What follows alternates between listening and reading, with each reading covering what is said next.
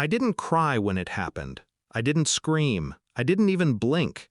I just watched them laugh. My husband, my sister-in-law, the same people who once swore I was family.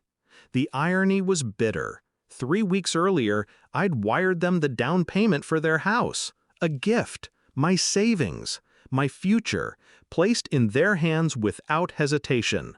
No thank you, no recognition, just whispers behind manicured nails, smirks I wasn't supposed to catch. And then the insult. Would you mind serving drinks at the bridal shower? As if I was the hired help, as if I hadn't bled for them. I smiled when I said yes. I smiled while they handed me trays. I smiled when I slipped the sealed envelope beneath the cake stand. No one noticed. Not then. I met him 12 years ago. He had that look, the kind that makes you think the world is smaller with him in it, safer. He called me his anchor, his calm in the storm. I believed it. We built everything together. Nights on the floor of a cheap apartment, planning futures we couldn't afford yet. I cooked while he studied. He worked double shifts while I saved.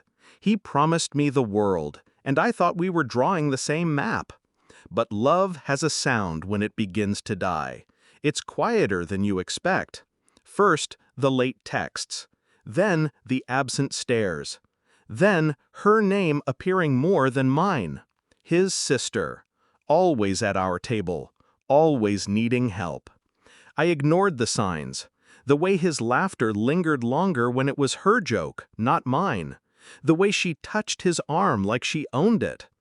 I saw the truth one night in the reflection of his phone screen. A message he didn't mean me to read. 4 words that burned. When will she know? My stomach sank. My hands shook. But I didn't confront him. Not yet. I remembered what he once told me. You're dangerous when you're quiet. He was right. I started planning. Not revenge born of rage, but revenge carved from patience.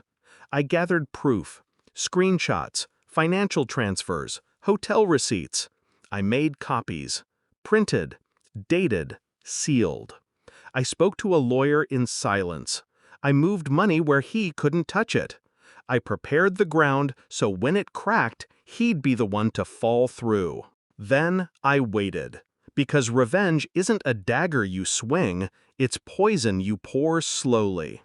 The bridal shower was my stage. They thought I was decoration, a servant in my own family. Perfect. I wore black, not flashy, not dull, just enough to disappear into the corners of their laughter. I carried trays. I poured champagne. I nodded at their shallow compliments.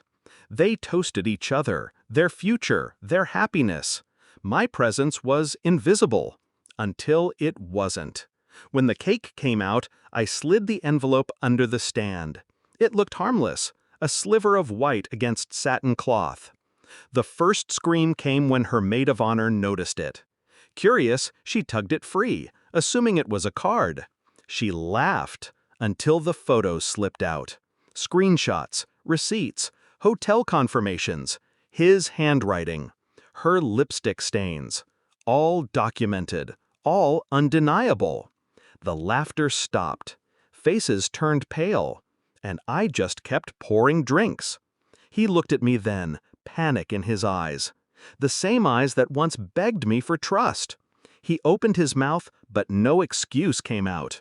He was naked without a single touch removed.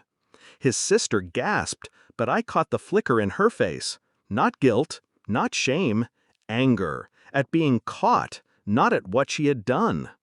I leaned close enough for only them to hear. I don't raise my voice. I don't throw things. I end things. That's all I said. The silence stretched, broken only by the shuffle of women gathering their purses, unwilling to stay in the blast radius. My lawyer's number was printed on the last page of the envelope. He didn't need to ask what it meant. He knew. By nightfall, the locks on our house had been changed. His accounts frozen. His name poisoned in every corner of our family. Their engagement wasn't called off, it was annihilated. Revenge doesn't feel like fireworks.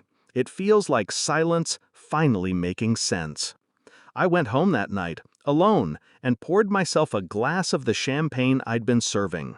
It tasted better when it wasn't for them. People asked me later if I regretted it. If I missed him? No. Regret belongs to the guilty. I was never guilty. I gave him everything. He gave me betrayal. And when the time came, I gave him nothing. No fight, no tears, no chance to explain. Just an envelope, under a cake stand, and silence that tasted like justice. That was the last gift I ever gave them, and the first gift I gave myself.